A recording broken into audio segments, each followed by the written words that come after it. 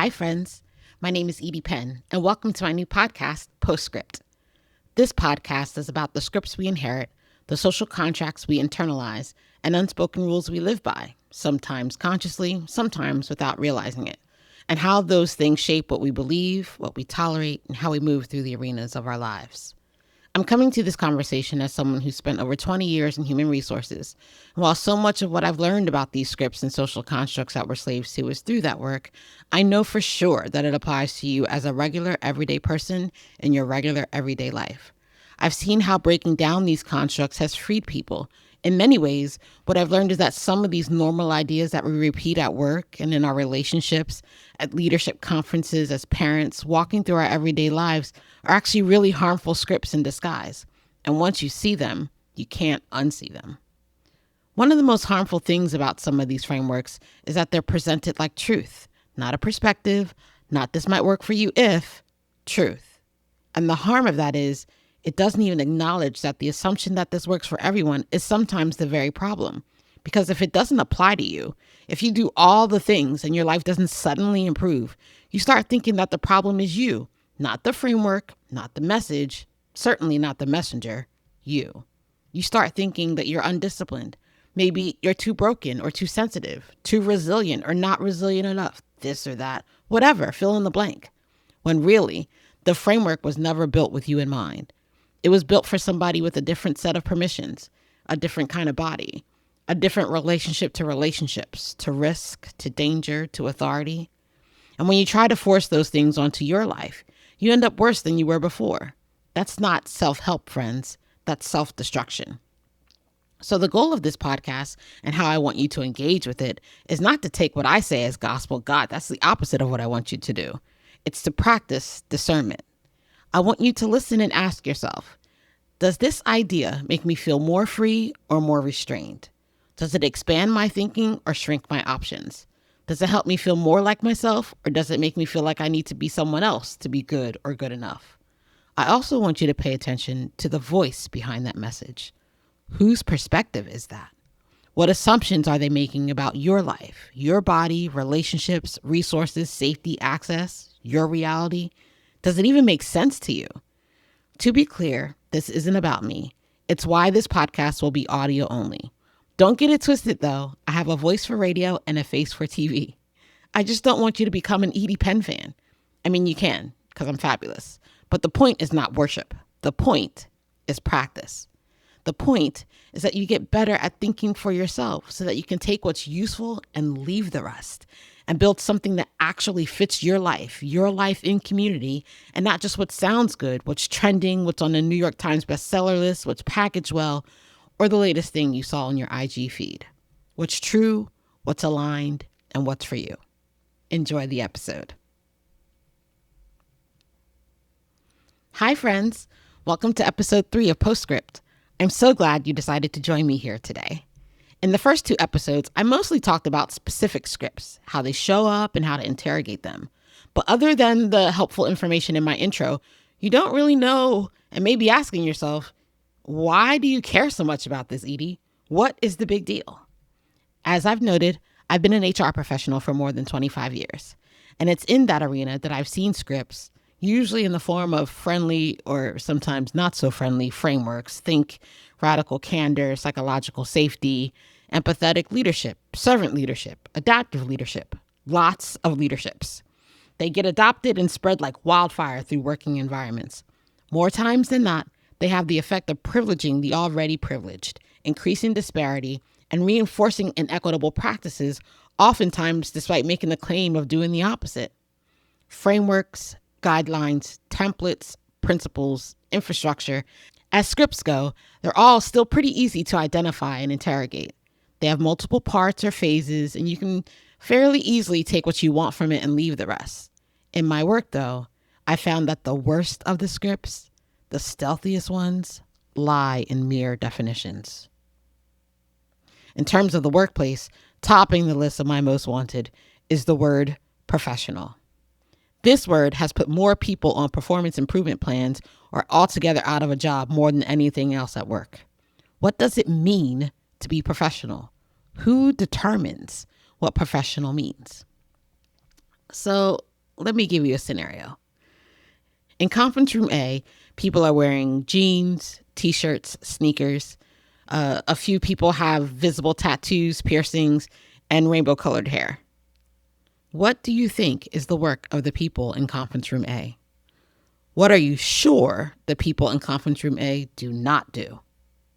If I tell you that the people in that room are teachers, what is your reaction? Have I provided an image of what you consider to be professional for a teacher? Why? Where did you get that notion? Most likely you got it from your upbringing, practices and rules you've learned along the way that inform what professional looks like in certain spaces. So let's do another example. My daughter, from first grade to fifth grade, attended a public charter school, and there, all the kids called their teacher Mr. or Miss so-and-so. When she got to sixth grade, she attended a Quaker school where all the kids called their teachers by their first name. It took her weeks to adjust, but she finally did.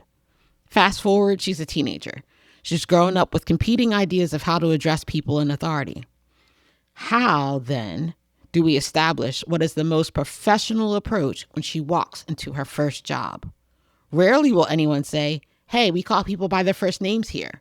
They'll just do it, and she'll be expected to pick up on the clues and act appropriately. What if that's still so foreign to her, she insists on calling her boss Miss So-and-so instead? Even Miss my first name. People might think she's being disrespectful. Meanwhile, she's like, who raised you people? Is she being unprofessional by acting in accordance with how she was taught to treat people in authority? We tell people to be professional, but we don't define it, and then we hold them accountable to the undefined expectation.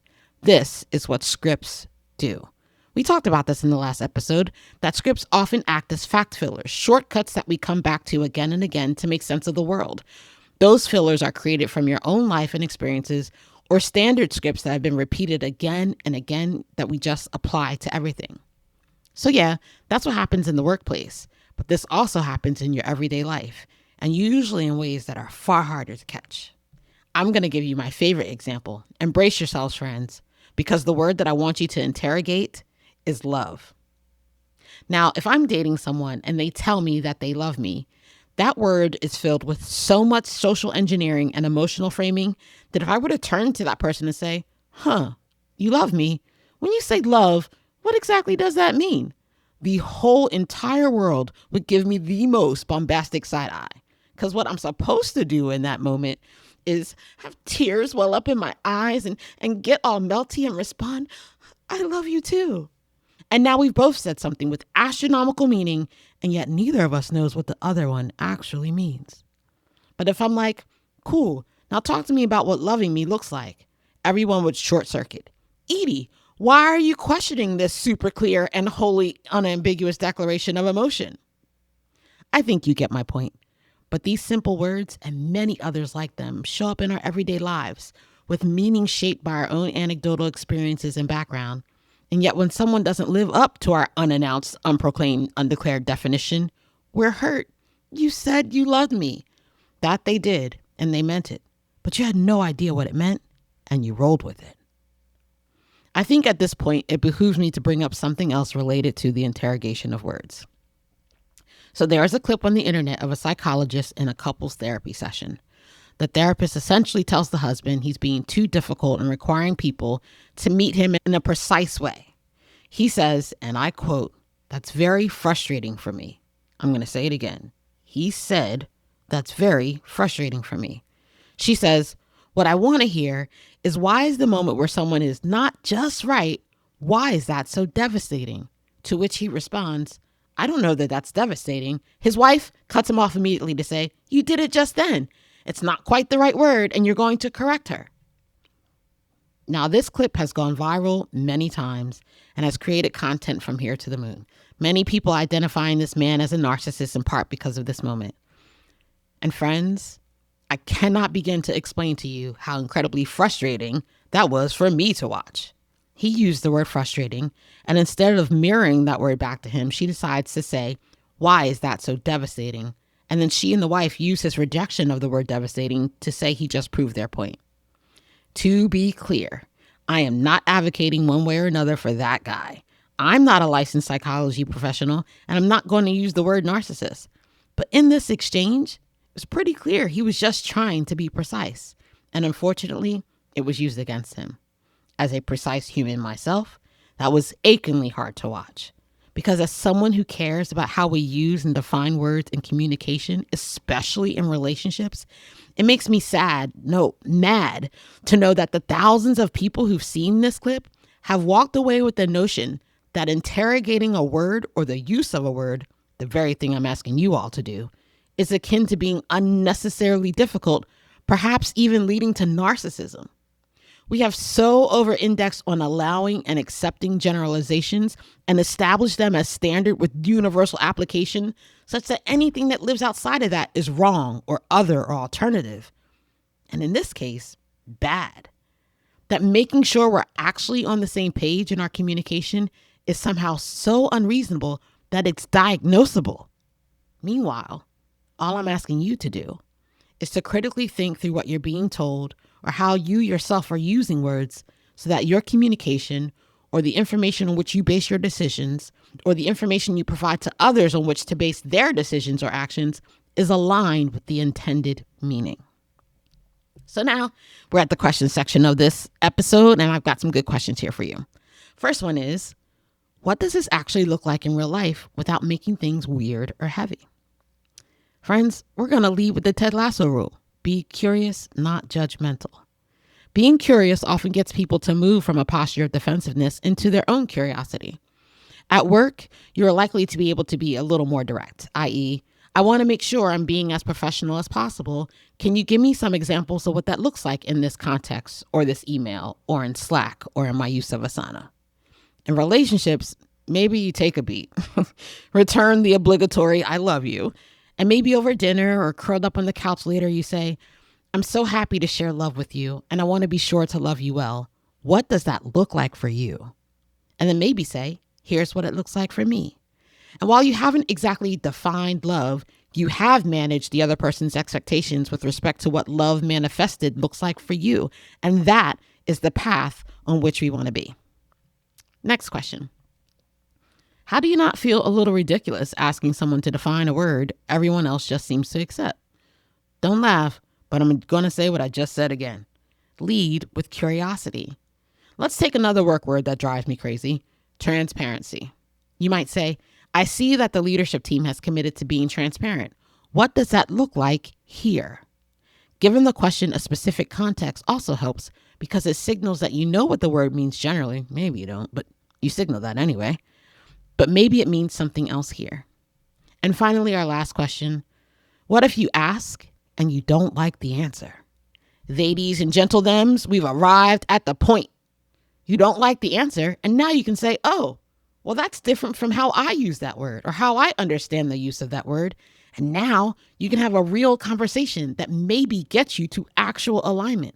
Or maybe the result is understanding that you just don't agree. Well, without having asked, you would have walked away from that conversation believing there was alignment when there wasn't. So friends, that's all the news that's fit to print for this episode. Thank you so much for listening and joining me here. I'm so excited for you all to be on this journey with me. And another really fun and super special episode will be dropping next month. Be on the lookout for it. I love you. Have a great day.